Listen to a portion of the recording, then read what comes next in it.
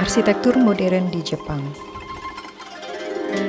Ketika dunia mulai mengikuti gaya international style pada awal abad 20, Amerika Serikat dan Eropa dihadapkan pada tantangan bagaimana mengabstraksi elemen arsitektural mereka pada bentuk yang paling sederhana. Arsitektur ditampilkan dalam geometri sederhana dengan warna putih tanpa ornamen. Di Jepang, tantangan arsitektur modern dijawab dengan spirit dan tampilan yang berbeda. Sepanjang sejarah Jepang, konsep kejujuran, simplisitas, dan kemurnian telah menjadi pemandu utama arsitektur di negara tersebut.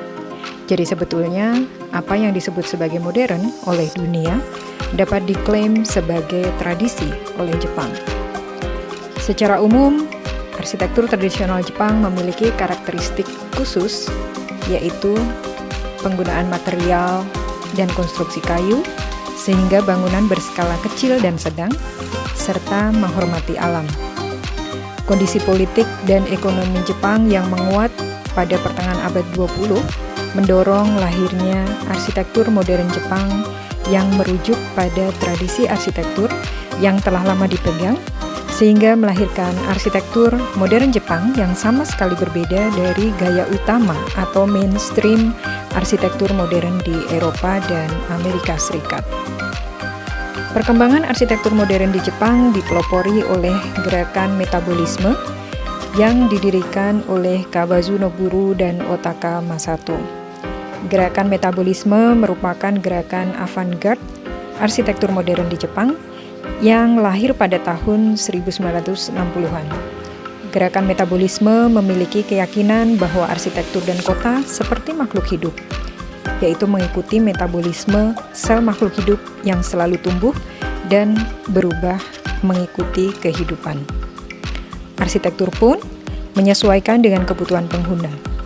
Dalam prinsip gerakan metabolisme, function and form memiliki keterkaitan erat dengan space and changeable function. Marine City, karya Kikutake Kiyonori, merupakan sebuah ide baru yang radikal pada waktu itu, dengan membuat sebuah metropolis yang terapung di laut untuk mengatasi isu kepadatan dan fungsionalitas. Kawasan ini merupakan kawasan yang mandiri, fleksibel, bersih dan aman, tahan gempa, bebas banjir, dan antisipatif terhadap perkembangan urban. Contoh lain dari karya metabolisme adalah Nakagin Capsule Tower yang dirancang oleh Kiso Kurokawa pada tahun 1972 di Tokyo untuk mengatasi permasalahan kepadatan di pusat kota, sekaligus juga memfasilitasi para pekerja sehingga tidak perlu menghabiskan waktu untuk pergerakan. Konsep utama dari kapsul ini adalah penggunaan modul mandiri yang dapat diganti secara terpisah kapanpun dibutuhkan. Gerakan metabolisme sangat dipengaruhi oleh pemikiran arsitek Kenso Tange, khususnya Metabolism 1960, Proposal for a New Urbanism. Tange mengusulkan sebuah perubahan radikal pada kota Tokyo untuk mengakomodasi ekspansi kota dan regenerasi. Kota yang dirancang oleh Kenso Tange disiapkan untuk 10 juta penduduk dengan sebuah rangka utama berupa jalur cepat untuk kendaraan yang berada 40 meter di atas tanah. Jalur ini menggunakan megastructure yang menghasilkan sebuah kota melayang di udara yang melintasi Teluk Tokyo. Tange memiliki visi bahwa kota tersebut bersifat fleksibel dan bisa beradaptasi terhadap perubahan seiring waktu. Kenso Tange adalah arsitek Jepang yang memiliki visi bahwa arsitektur harus memiliki hubungan emosional dengan hati manusia. Bentuk, ruang, dan tampilan harus logis. Karya yang kreatif merupakan kolaborasi antara teknologi dan kemanusiaan. Pemikiran dan karya Kenso Tange banyak dipengaruhi oleh Le Corbusier. Ia mengembangkan 5 Points of a New Architecture yang digagas oleh Corbusier.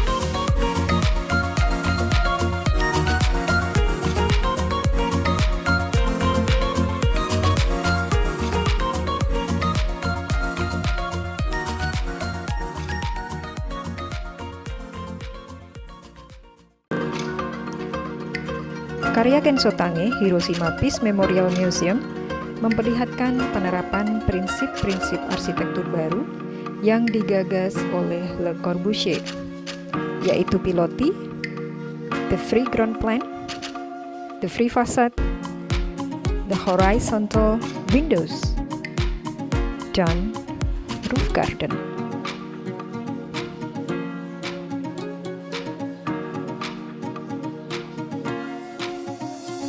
Karya fenomenal lain dari Ken Sotange adalah Yoyogi National Gymnasium yang dibangun tahun 1964 untuk Summer Olympic Games di Tokyo. Tange diinspirasi oleh Angel Ring Stadium karya Eero Saarinen dan Philips Pavilion karya Le Corbusier. Bangunan ini merupakan ikon arsitektur yang merupakan hibridisasi estetika modernis barat dan arsitektur tradisional Jepang.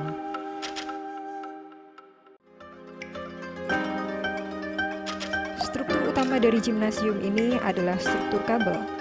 Gubahan massa bangunan selaras dengan tapak dan diilhami oleh bentuk atap tradisional Jepang. Ken Sotange berkata, "We Japanese architects, in our endeavors to resolve the problems facing modern Japan, have devoted a great deal of attention to the Japanese tradition and have, in the end, arrived at the point which I have sought to elucidate for you.